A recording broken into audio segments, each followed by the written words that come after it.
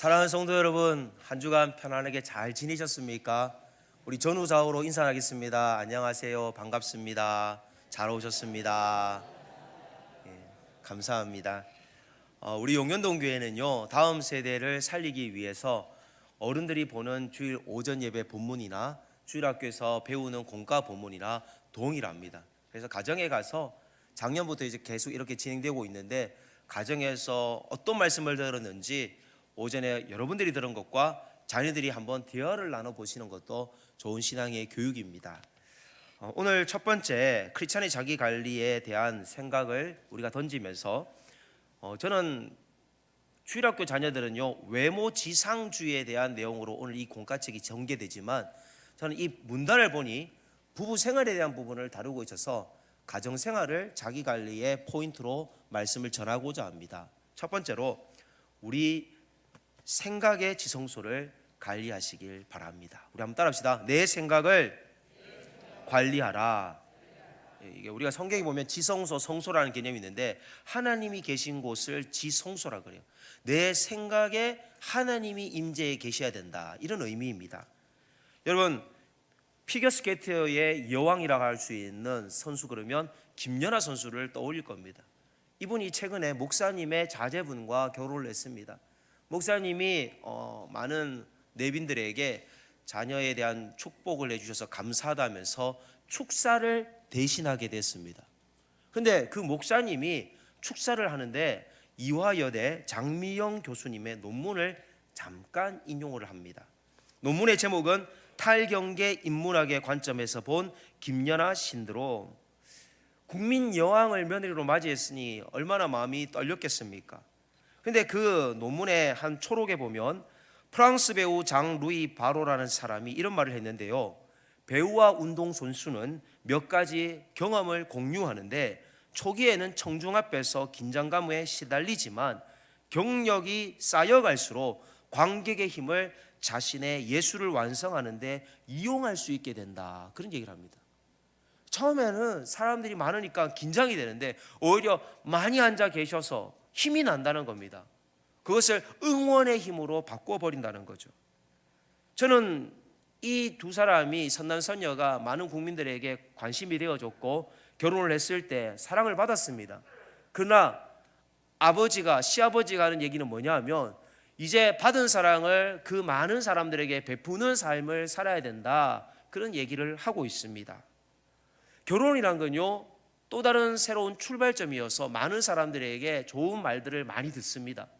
그런데 그렇게 콩깍지가 씌어서 결혼했는 사람들도 어느덧 시간이 지나면 서로 간에 불필요한 티격태격 싸움과, 때로는 집에도 들어오지 않고 때로는 전화도 난폭하게 받으며 때로는 집에 물건까지 집어던지는 참 헤게모니를 벌이기도 합니다. 결혼을 저는 이렇게 표현하고 싶습니다. 한 조각 한 조각 깨어진 유리조각과 같은 마음의 상태를 결혼이라고 해석하고 싶습니다. 어쩌면 권태기에 든 사람들은요, 오늘 또 지뢰밭을 내가 무사히 통과하기를 바라는 그런 결혼 생활이 아닐까 생각도 해봅니다. 왜 이렇게 결혼 생활이 서로 다르냐? 사실 자기가 좋아했던 여자, 자기가 좋아했던 남자는요, 자기에게 없는 것을 소유하고 있었기 때문에 그것이 좋아서 결혼을 했는데, 막상 살아보니 그것 때문에 불편하더라는 겁니다. 실제로 생물학적으로요, 남성과 여성은 생물학적으로 차이가 있기 때문에 서로 다툰다는 겁니다. 캘리포니아 대학의 신경정신학자 루안 브리젠딘이라는 사람이, 여성과 남성의 차이가 있다면 여성은 자신의 감정에 대해서 말하는 걸 좋아한다는 거예요. 그래서 말을 많이 해서 하루에도 한 2만 개의 단어를 쓴다고 합니다. 그러나 남성은 그보다 3배 정도 적은 7,000개 정도의 단어로 하루에 모든 언어를 쓴다고 합니다. 그러니까 여성이 대화하는 것은 즐기는 거지만 남성이 대화하는 것은 일하는 겁니다. 그래서 아내가 자꾸 뭔가 얘기를 하면 공감해주고 수긍해줘야 되는데, 아내는 내 감정을 들어달라는 건데, 남편의 이해도는 문제가 뭔데, 원하는 게 뭔데, 그래서 어땠다는 거냐, 자꾸 어떤 문제의 해결점을 찾으려고 하다 보니 갈등이 생기는 것입니다. 만약 여러분에게 제가 이 시간 세 가지 질문을 던집니다. 만약 하나님께서 여러분에게 오셔서 여러분의 소원을 이루어 주신다라고 한다면 여러분 어떤 소원을 하나님께 아뢰실 것입니까? 세 가지만요. 여러분 머리에 지금 당장 제일 먼저 떠오른 생각이 어떤 것이었습니까? 상담가들이 상담을 하러 오신 내담자들에게 질문을 할 때 이렇게 질문을 던진대요. 요즘 당신이 어떤 고민인지 모르겠지만 당신의 소원이 무엇인지 한 세 가지만 말씀해 보시겠습니까? 이렇게 질문을 하면요, 본인이 가지고 온 그 가장 중요한 질문들을 답을 제시한다는 겁니다. 정말 여러분이 오늘 이 시간 이루어졌으면 좋겠다는 생각, 그 생각에 하나님의 지성소가 임재하길 원합니다. 오늘 성경은요, 이 1절에 보니까 아내들아 라고 시작을 하면서 그 바로 이어서 이와 같이라는 단어가 나옵니다. 여러분 이와 같이라는 단어가 나온 거는요, 그 앞에 무슨 문단에 뭐가 있었기 때문에 이와 같이라는 의미가 연결이 돼야지 자연스럽습니다. 결국 2장의 하반부에 보면 후반부에 보면 어떤 내용이 있었냐는 거죠. 전체적으로 2장 하반부에 보면 불의한 세상에서 우리가 불의에 의롭게 이겨내는 방법은 그리스도를 본받아서 사환들은 종들은 임금에게 순종하라는 겁니다. 2장 하반부의 핵심은 순종하라는 겁니다. 그 아내들에게 요청하는 것도 불의한 이 로마 시대의 여성에 대한 인권이 말살되어 있지만 너의 남편에 대해서 순종하라는 것이 오늘 첫 절의 요구입니다. 사실 지금 시대에 맞지 않는 거죠. 왜? 복음은요 시대적 상황으로 해석을 해야 됩니다. 왜냐하면 나라마다 술에 대해서 주관적이거든요. 독일과 미국에서 술을 보는 관점과 우리나라에서 술을 보는 관점은 전혀 다르다는 거죠. 베드로전서 2장에서 어떤 말씀을 했는지 한번 우리가 확인해 봅시다. 12절, 16절, 18절입니다. 너희가 이방인 중에서 행실을 선하게 가져 너희를 악행한다고 비방하는 자들로 하여금 너희 선한 일을 보고 오시는 날에 하나님께 영광을 돌리게 하려 함이라. 16절 너희는 자유가 있으나 그 자유로 악을 가리는데 쓰지 말고 오직 하나님의 종과 같이 하라. 18절 사환들아 범사에 두려워함으로 주인들에게 순종하되 선하고 간용하는 자들에게만 아니라 또한 까다로운 자들에게도 그리하라. 순종이 어려운 시대에 우리에게 순종하라고 요청하고 있습니다. 왜 내가 남편에게 순종해야 합니까? 목사님, 남편에게 순종하는 것이 저는 굴종이라고 느껴지는데요. 여러분 남편을 변화시키는 것은요 오늘 성경에 어떻게 가능하다라고 얘기하느냐, 아내의 잔소리로 남편을 바꾸는 것이 아니라 내가 남편에게 자기의 도리를 다하면 하나님이 내 남편을 바꾸어 주신다라고 말씀을 합니다. 베드로전서 3장 1절을 다시 한번 봅시다. 아내들아 이와 같이 자기 남편에게 순종하라. 이는 혹 말씀을 순종하지 않는 자라도 말로 말미암지 않고 그 아내의 행실로 말미암아 구원을 받게 하려 함이니. 어떤 부부가 심각하게 싸워서 갈등이 극에 달했습니다. 도저히 해결점을 찾을 수 없는 그때 어느 날 우연히 텔레비전에서 김창호 소통의 전문가의 강연을 듣게 되었습니다. 근데 그 강연에서 김창호 씨가 한 가지 팁을 주는 거예요.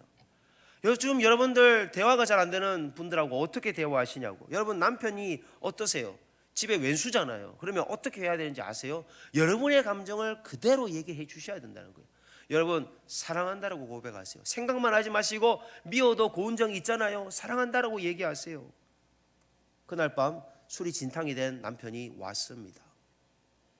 남편이 와서 문을 여는데 아내가 어떻게 대답했을까요?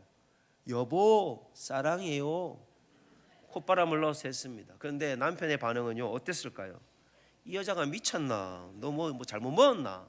그러면서 막 꾸지람을 하고 머리도 콕 집어갔습니다. 여러분 정말 기분이 불편했을 것 같아요. 잠도 안 왔을 것 같아요. 서럽게 눈물이 났을 것 같습니다.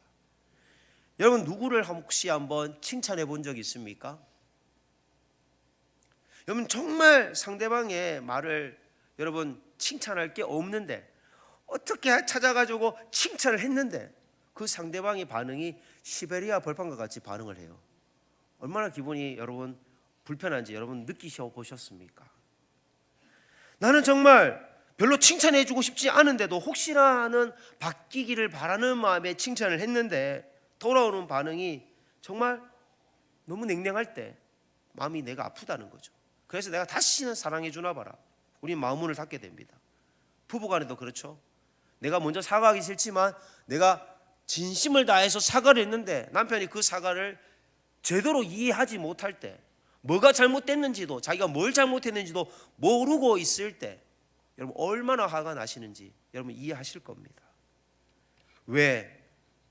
무엇이 문제입니까? 상대방이 말을 알아들을 수 있는 귀가 열려 있지 않기 때문입니다. 내 화법이 문제가 아니라 상대방의 마음의 귀가 닫혀 있기 때문입니다. 칭찬을 고지 그대로 받아들이지 않은 거예요. 칭찬을 했는데도 삐딱하게 받아들이는 거예요. 나는 분명히 칭찬을 했는데 상대방은 나를 무안을 줬다라고, 나를 왜 놀렸냐고, 나를 왜 무시했냐라고 반응을 하는 겁니다. 얼마나 억장이 무너집니까? 오히려 사람들을 불러놓고 무안을 주면 얼마나 속이 상하겠습니까? 하나님은 왼수 덩어리들을 바꾸는 방법을 성경에 오늘 베드로서 3장에 말씀하고 있습니다. 그것은요, 우리의 말로 그 상대방을 바꾸는 것이 아니라 3장 1절 화면에 다시 보시면 말로 말미암지 않고 그 안에의 행실로 말미암아, 우리의 행동으로 말미암아 상대방을 녹일 수 있다는 겁니다.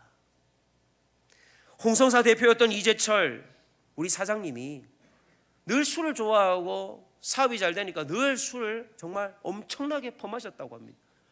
하루는 늦게 집에 들어왔는데 아내가 일기를 쓰다가 잠들었는데 그 아내의 눈물 자국이 맺혀 있는 일기장을 보고 그는 술을 그 자리에서 끊게 되었다고 합니다. 그리고 그는 신학교를 가서 장신대를가 양화진에 있는 100주년 기념교회의 담임 목사로 섬기다가 그는 원로 목사로 지금은 은퇴해 계십니다. 사실 아내가 기도했을 때 남편이 바뀔 거라고 그렇게 쉽게 생각은 못했을 겁니다. 그러나 그 강팍했던 남편도요, 하나님 목사로 바꾸셨다는 거예요. 사람은 변화되기를 싫어합니다. 현대 심리학적 용어 중에 고착 상태라는 심리학 용어가 있습니다. 이거는요, 고정되어 있다라는 의미의 뜻입니다. 나는 불편하지 않으니까 상대방이 바뀌기만을 바라지 나는 불편하지니 아무 문제 없다는 겁니다. 오늘 성경에서 내가 편하게 살고 싶은데 왜 목사님 남자들은 말하지 않고 왜 여성들만 자꾸 가지고 뭐라 그러십니까? 여러분 그렇게 받아들이지 마십시오. 오늘 이 본문은요, 여성이나 남성이나 동일하게 우리에게 권고하는 말씀입니다. 우리가 그리스도인으로서 누구를 대하든지 간에 우리의 말로가 아닌 우리의 행동으로 어떻게 대해야 되느냐, 우리의 마음에 하나님을 지성소로 모신, 우리의 생각에 하나님을 지성소에 모신 그런 은혜로운 반응이 나와야만 하는 것입니다. 오늘 본문에 아내들에게 적대적인 세상에서 그리스도인답게 사는 아내는 어떤 삶인지, 그리스도인답게 사는 남편은 어떤 남편인지를 오늘 설명하면서 이와 같이라고 1절에 설명합니다. 우리는 오늘 이 말씀 앞에서 내가 회사 생활을 하든 어떤 관계 속에서든 상대방이 내 말을 알아듣는 기가 없을지라도 베드로전서 3장 4절 말씀대로 행할 수 있기를 소망합니다. 우리 함께 읽겠습니다. 시작. 오직 마음에 숨은 사람을 온유하고 안정한 심령에 썩지 아니할 것으로 하라. 이는 하나님 앞에서 값진 것이니라. 아멘. 하나님 앞에서 값진 것이 뭐라고 하냐면, 우리의 마음은요, 옛사람은 세례를 받으면서 죽었어요. 그러나 새 사람이 살아났는데 이 새 사람이 옛사람의 유혹에 자꾸 넘어갑니다. 그럴 때 우리의 옛사람이 아닌 새 사람을 온유한 심령으로 바꾸라, 그렇게 말씀합니다. 그것은요, 저들이 악하게 반응할지라도 내 생각의 지성소에 하나님이 자정하시면 하나님의 은혜로 우리가 온유하게 대우할 수가 있습니다. 우리는 절대 사랑할 수 없어요. 그러나 하나님의 사랑이 우리에게 임하면 우리는 사랑의 반사체가 되어서 사랑을 나눌 수가 있습니다. 하나님이 여러분의 생각에 자정해 달라고 기도하는 오늘 오전 예배가 되기를 원합니다. 두 번째, 우리의 외모도 중요합니다. 껍데기도 중요합니다. 그러나 더 중요한 게 내 마음의 지성소를 관리하십시오. 여러분, 이 자리에 계신 분들 중에 건강에 관심이 참 많이 다들 계실 겁니다. 건강은요 40까지는 하나님이 주시는 것이고 40 이후는요 여러분이 관리하는 겁니다. 어떤 분들은 80인데도 보면 60대 외모를 가진 분들도 계시고요, 어떤 분은 60인데 70대 외모를 가진 분들도 계시더라고요. 그건요 마음에 기쁨이 있느냐, 삶을 얼마나 행복하게 사느냐에 달려있던 것 같습니다. 우리가 김영석 교수님을 보면요 나이는 100세가 넘으셨지만 생각이 젊은이들이처럼 긍정적이세요. 그러니까 그는 항상 젊은 사람들이든 나이 든 사람이든 도전을 줍니다. 그는 65세가 자신의 인생의 전성기였다라고 그의 책에도 고백을 했습니다. 어쩌면 마음이 건강하면 육체도 건강하다는 거죠. 잠언 17장 22절에 보면 마음의 즐거움은 양약이라도 심령의 근심은 뼈를 마르게 하느니라. 여러분, 근심해 보십시오. 스트레스 계속 받아 보십시오.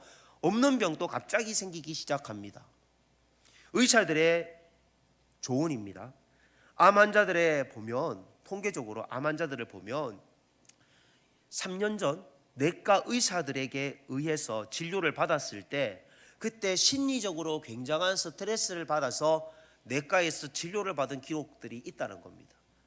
그러니까 암이 발병되기 3년 전에 내가 어떤 경제적이든 심리적이든 아니면 관계적이든 어떤 큰 충격을 받았는데 그것이 결국 3년 뒤에 그걸 이겨내지 못하면요 암으로 변해져서 내 몸을 망가뜨려 놓는다는 것입니다. 우리 몸속에 독소를 제거하는 것을 여러분 디톡스라 그럽니다. 그런데 디톡스 건강식품을요 아무리 섭취해도요 몸이 조금 그 순간에 좋아질지 모르지만 근원적인 문제의 해결점은 되지 않습니다. 여러분, 매일 좋은 약을 여러분 고지혈이 있어가지고 여러분들께서 이렇게 한 움큼씩 아침마다 하루의 약을 그렇게 드시는 분들도 계실 겁니다. 그러나 수명을 연장할 뿐이지 그것이 건강을 호전시키거나 완벽하게 낫게 하지는 않는다는 겁니다. 당뇨가 쉽게 끊어집니까? 약을 먹을 뿐이지 그게 완전히 치료하지는 못하지 않습니까? 여러분, 비타민계에 여러분 에르메스라고 하는 거 아십니까? 에르메스는 가방 이름이에요. 자, 이게 바로 비타민계 에르메스예요. 자, 이거를 먹으면요 여러분 피곤함이 사라질까요? 안 먹어봐서 모르겠다고요? 그러면 나중에 드셔보시기 바랍니다. 제가 이걸 먹어보니까요 별로 효과가 없었어요, 솔직하게. 그런데 중요한 건요 아무리 비싼 약이라도 이것 먹으면 조금 호전될 수 있을지, 여러분 심리적인 프라보시 효과라 하나요? 어떤 그런 감정적인 어떤 긍정적인 생각들이 우리에게 감동을 줄 수는 있습니다. 그러나 완치되지는 않습니다. 그런데 하나님의 은혜가 우리 안에 임하면요 우리의 상황이 사방으로 우겨쌈을 당하여도요 우겨쌈을 당하지 않는 것을 여러분 경험하시게 될 것입니다. 성형외과 의사 맥스웰 몰츠라는 사람이 1940년 50년에 한 책을 썼어요. 책 이름이 새로운 얼굴, 새로운 미래라는 책이에요. New Face, New Future. 새로운 얼굴로 자기가 성형을 해주니까 그 사람의 미래가 더 새로워질 것이라는 그런 책의 내용인 겁니다. 그런데 자신이 관찰을 해보니까 성형수술을 받은 사람들이 그 순간에는 얼마 동안은 행복하게 살더라는 거예요. 성형수술에 만족해서. 그런데 시간이 지나고 나면 그 사람들이 옛날 습성이 나타난다는 거예요. 행복하지 않다는 거예요. 뭐가 문제인가? 아무리 생각해봐도 원인은 그것밖에 없다는 거예요. 그 사람들의 옛날의 기억 속에 흉터가 남아있기 때문에, 마음의 흉터가 수술되지 않았기에 그것 때문에 회복되지 않는다는 겁니다. 그래서 그는 다시 마음을 성령해야 된다는 사실을 알고 새로운 책을 썼습니다. 그 책의 이름이 사이코 사이버네틱스라는 책입니다. 이 사이코 사이버넥틱스라는 책의 내용은요, 인간의 뇌는 미사일에 있는 그 유도 장치와 같아서 미사일을 발사하면요 어디로 날아가야 될지 방향을 자동으로 설정을 해주거든요. 우리의 뇌는요 우리가 생각하는 대로 그렇게 몸이 따라간다는 겁니다. 아침에 일찍 일어나기로 하면 늦잠을 자도요 시계가 아침 시간에 일어나게끔 몸의 신체 반응이 일어나는 것과 같습니다. 여러분, 우리가 일타 교사라고 할 수 있는 이지영 쌤이 있습니다. 이지영 선생님이 최근에 비하고 가수 비하고 인터뷰를 했습니다. 그런데 이지영 그 선생이 하는 말이, 일타 강사가 자기는 서울대를 다녔는데 학창 시절 고등학교 때부터 자기는 서울대를 갈 것을 이미 알았고 그만큼 자기는 공부에 대해서 자신이 있다라고 얘기를 했다는 겁니다. 그러니까 공부 잘하는 건요 자기에게는요 쉬운 거, 당연한 거라고 생각한 거예요. 결국 자신에게 있어서 공부에 대한 두려움이 없으니까 공부를 잘할 수밖에 없다는 거죠. 공부의 목표를 정했고 열심히 했고 좋은 결과 나올 거라는 것은 당연하다는 거죠. 그러니까 결국 이 생각이 변화되면 무엇이든지 우리는 할 수 있다는 겁니다. 내가 두려워하고 있는 거, 여호수아처럼 너는 마음을 강하게 하고 담대하라, 두려워하지 말며 놀라지 말라, 내가 어디를 가든지 내 하나님 여호와가 너와 함께 하느니라. 우리 하나님 함께 하는데 왜 여러분 두려워하십니까? 여러분 자녀의 취업의 문제, 여러분 자녀의 진로의 문제, 결혼의 문제 하나님이 해결을 못 하실 거라고 생각합니까? 여러분 남편의 술 문제 여러분 하나님이 못 끊게 하실 거라고 생각합니까? 하루아침에도요 술 냄새가 고약해서, 담배 냄새가 고약해서 가로 끊어버리게 할 수 있는 것도 하나님의 능력입니다. 여러분, 우리는 외모에 많은 관심을 두는 시대를 살아갑니다. 그러다 보니 가장 중요한, 아니면 제일 중요한 마음은 방치하기 쉽습니다. 오늘 베드로전서 3장 3절 말씀에 너희의 단장은 머리를 꾸미고 금을 차고 아름다운 옷을 입은 외모로 하지 말고, 귀걸이하고 뭐 이렇게 손목에 목걸이 뭐 이런 장식에 여러분 관심 가지기보다 내 내면의 상태는 지금 현재 어떤 상태입니까? 우리가 하나님의 보좌 앞에서 내가 은혜를 받고 내가 하나님 앞에서 영적 친밀감이 회복되면 우리 얼굴에 성령의 파운데이션을 바른 것 같은 은혜의 빛이 우리의 마음을 변화시킬 것입니다. 오늘 내면에 관심이 없었던 영혼들이 외모에만 관심이 있었던 분들이 있다면 여러분의 인생을 행복하게 바꾸기 위하여 내면을 다시 점검해 보시기를 소망합니다. C.S. 루이스가 말했습니다. 오늘 이 시대의 사람들 가운데 10%가 거룩하다면 올해 내로 세상은 완전히 뒤집어질 것이다. 우리 용현동교회에 마음이 하나님의 보좌로 바뀐 성도 10%만 있다면 이 인천이 변화될 것이라 저는 믿습니다. 하나님 앞에서 그런 꿈을 가지는 교회가 됩시다. 경남 거제에 가면 외도라는 섬이 있어요. 저는 7, 8년 전에 갔다 온 기억이 있습니다. 이 섬에는요 50여 년 전 이창호 씨라는 분이 이 외도의 섬을, 땅을 개간하기 시작했어요. 그리고 26년이 지난 그 후로부터 1995년에 세상 사람들에게 외도에 놀러 오세요라고 섬을 개방했습니다. 외도를 가보신 분들은 이해하실 거예요. 정말 부부가 이것을 이렇게 어떻게 가꿀 수가 있으냐, 이런 만큼 너무너무 잘 가꾼 거예요. 아름다운 가든, 정원으로 되어져 있습니다. 해상 식물원은 절로 감탄이 나옵니다. 여러분, 우리의 마음을 조금 전에 본 사진과 같은 정원으로 가꿀 것인지, 아니면 잡초가 자라는 잡초 무성한 밭과 같이 방치할 것인지, 여러분 선택은 여러분에게 달렸습니다. 마지막 세 번째, 여러분 행동에 달렸는데요, 내 행동의 지성소를 관리하라. 결혼하면요 콩깍지가 나중에 벗겨지면 우리는 그 상태를 뭐라고 합니까? 여러분 결혼했는데 콩깍지가 벗겨졌어요. 세 글자로, 너무 어렵나요? 권태기라고 합니다. 권태기. 그래서 그때 무리하게 행동합니다. 그래서 오늘 베드로전서 3장 7절 말씀에 이렇게 얘기합니다. 남편들아, 이와 같이 지식을 따라 너희 아내와 동거하고 그를 더 연약한 그릇이요 도자기 같이. 도자기를 이렇게 들고 다니는 사람 없어요. 도자기는 이렇게 들고 갑니다. 또 생명의 은혜를 함께 이어받을 자로 알아. 구원의 은혜를 함께해서 영원히 함께 갈 기휘 여기라. 이는 너희 기도가 세 번째 막히지 아니하게 하려 합니다. 아내를 소중히 여기지 않으면요, 생명의 유업을 얻을 자에 대한 태도가 아니고, 그리고 정말 깨어져 여기는 감정이 다시 붙일 수 없을 만큼 그것은 평생 상처로 남는다는 겁니다. 그리고 영적으로도 본인에게 덕이 되지 않는다, 그런 얘기입니다. 여러분, 스트레스의 최고 권위자였던 세계 최고의 정신과 의사, 노벨 의학상까지 받았던 한스 셀리에 박사를 아십니까?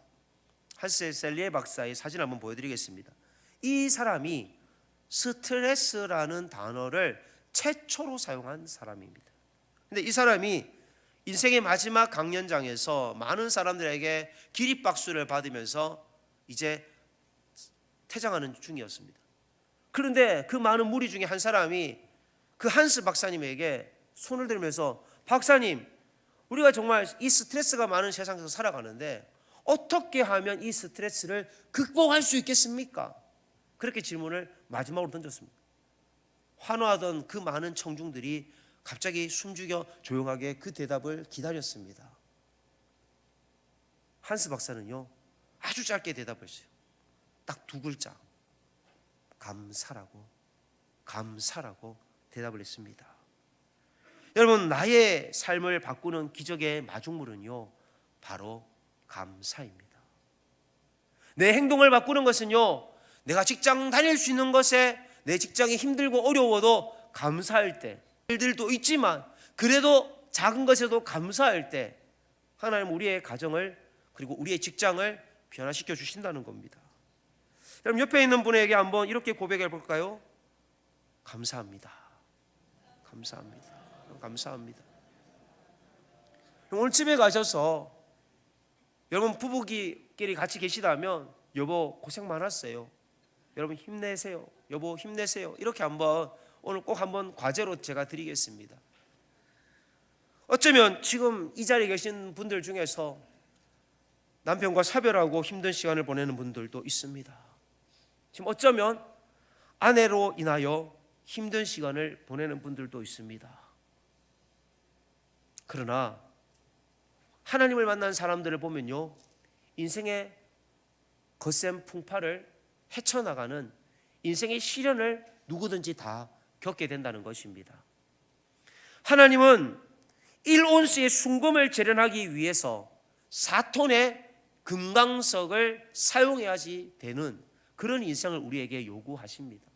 실제로 금 1온스를 얻기 위해서 금강석 4톤에 해당되는 것을 재련해야지 금을 얻을 수 있다고 합니다.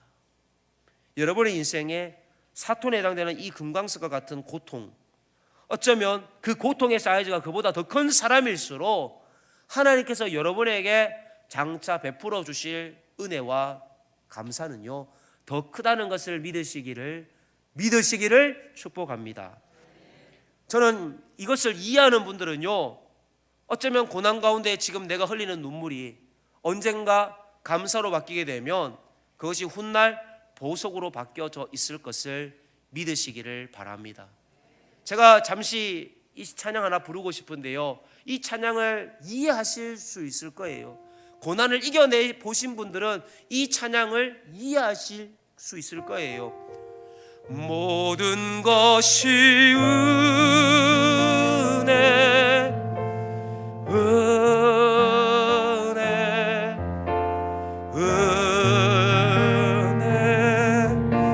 한없는 은혜, 내 삶에 당연한 것 하나도 없었던 것은 모든 것이 은혜. 우리 함께 찬양하겠습니다. 모든 것이